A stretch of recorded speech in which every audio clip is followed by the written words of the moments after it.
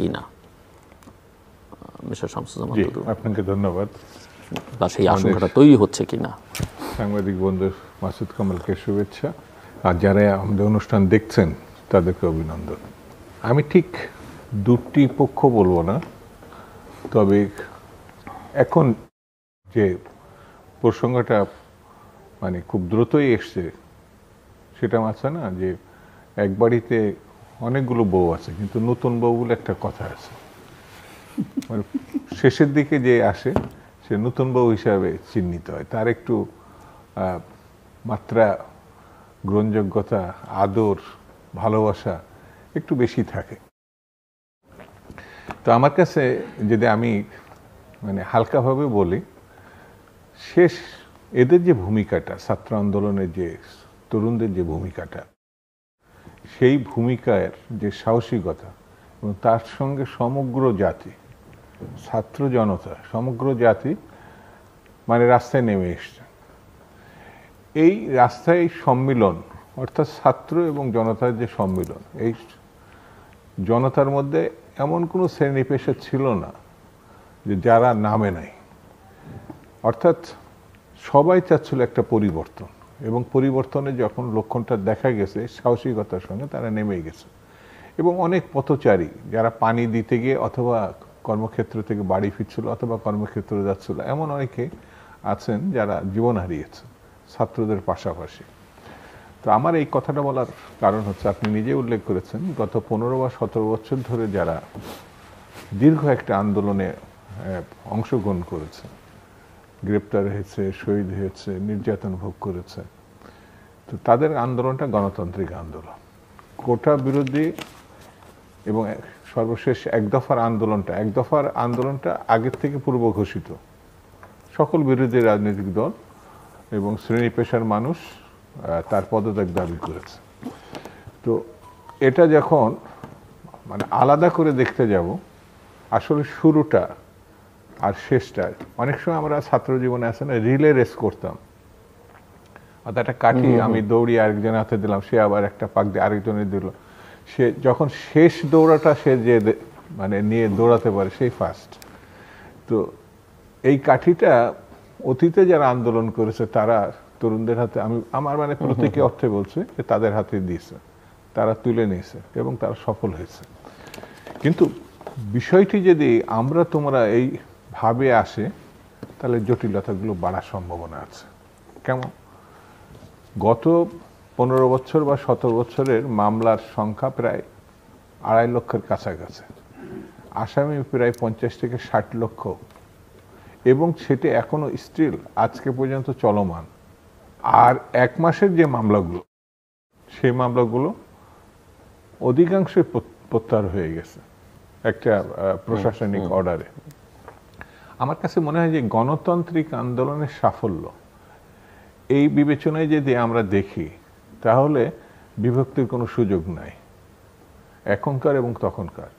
আর গণতান্ত্রিক আন্দোলনের বাইরে গিয়ে যদি চিন্তা করি আমরাই করছি, তাহলে আবার এক ধরনের বিভ্রান্তি তৈরি হবে আমার বিবেচনা, এবং সেটা কখনোই হওয়া উচিত না।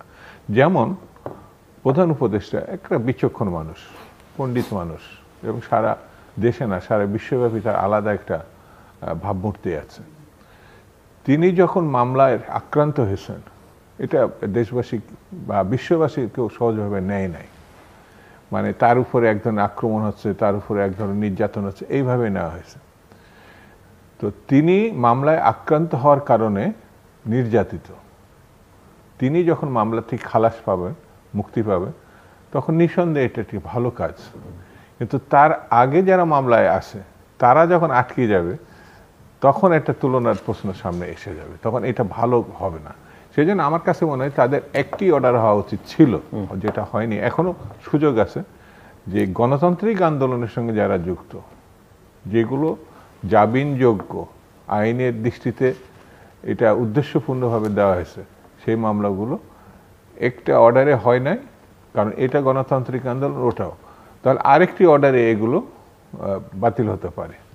ঠিক তেমনি জনগণের সমর্থন ছাড়া কোনো গণঅভ্যুত্থান বা কোনো রাজনৈতিক অভ্যুত্থান বা যে কোনো বিষয়ে জনগণের সমর্থন ছাড়া কোনো ভালো কাজ করা সম্ভব না। এই সরকারের পিছনে আছে জনগণ, আমার বিবেচনায় ছাত্র জনতা। সেই জনতার নেতৃত্বে এখন যে আমার দল বিএনপি এই সরকারের সমর্থক, এই সরকারকে অভিনন্দন জানাইছে, এই সরকারকে এগিয়ে নিয়ে যাওয়ার জন্য সমর্থন দিয়েছে এবং একটি যৌক্তিক সময় পর্যন্ত এই সরকারের কার্যক্রমকে সমর্থন দিবে। আমার কাছে যেটা মনে হয় যত দ্রুত সম্ভব একটি ভালো নির্বাচনের মধ্য দিয়ে, অর্থাৎ এই দেশে গত 3টা নির্বাচন, বিশেষ করে 14, 18 এবং সর্বশেষ 24-এর এই নির্বাচন যদি স্বাভাবিক নির্বাচন হতো তাহলে দেশের পরিস্থিতি এরকম দাঁড়াতো না। মানুষ একেবারেই ভোটাধিকার বিচ্ছিন্ন হয়ে গেছিল, হারিয়েছিল।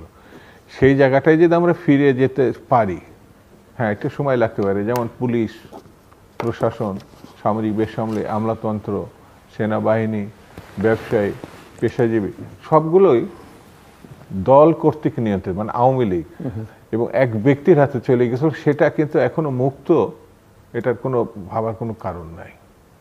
সেই মুক্ত যতক্ষণ পর্যন্ত না হবে, আর 15 থেকে 20 লক্ষ হাজার কোটি টাকা তাদের হাতে আছে, এই দুর্নীতিবাজ মানে সরকারের ছত্রছায়া এবং সরকারে যারা ছিল তাদের হাতে আছে। এবং বলছে আইনে এই যে অস্ত্র উদ্ধার, লক্ষ লক্ষ অস্ত্র বৈধ এবং অবৈধ। আমি জানি খুব সাধারণ মানের একজন সরকার দলীয় ছাত্রকর্মীর হাতেও লাইসেন্স দিয়ে অস্ত্র দেওয়া হয়েছে, তার অস্ত্র পাওয়ার কথা না। সেই অস্ত্র, অবৈধ অর্থ এবং এই প্রশাসন বা যারা বিভিন্নভাবে আছে সেগুলো না ভাঙা পর্যন্ত ভালো ইলেকশন হবে, এটা আমার কাছে বিশ্বাসযোগ্য মনে হয় না। আমি আসবো আবার আপনার কাছে মিস্টার মাসুদ।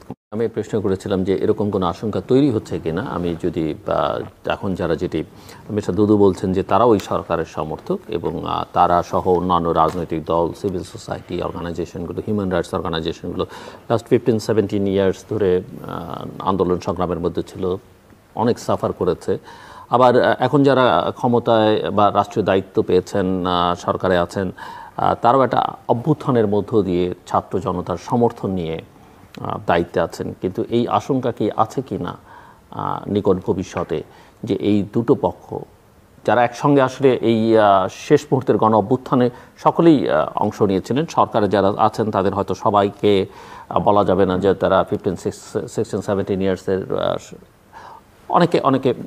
অনেকের নামও উচ্চারিত হয়নি কোথাও, বা কারো নামও উচ্চারিত হয়নি। তো সব মিলে আমি যেটা বুঝতে চাইছি যে সরকার এবং রাজনৈতিক দলগুলো মুখোমুখি দাঁড়াবার কোনো আশঙ্কা আপনার মধ্যে আছে কিনা?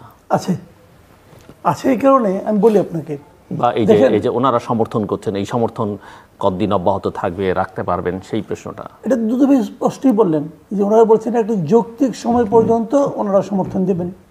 দুটো শব্দ ব্যবহার করেছেন, যৌক্তিক সময় এবং দ্রুত সময়, দুটোই বলেছেন। ওনার যৌক্তিক সময়টা তো উনি নির্ধারণ করবেন। ওনার যৌক্তিক সময় আপনার যৌক্তিক সময় মিলবে না, কিন্তু ওনার যৌক্তিক সময় আমার যৌক্তিক সময় মিলবে না।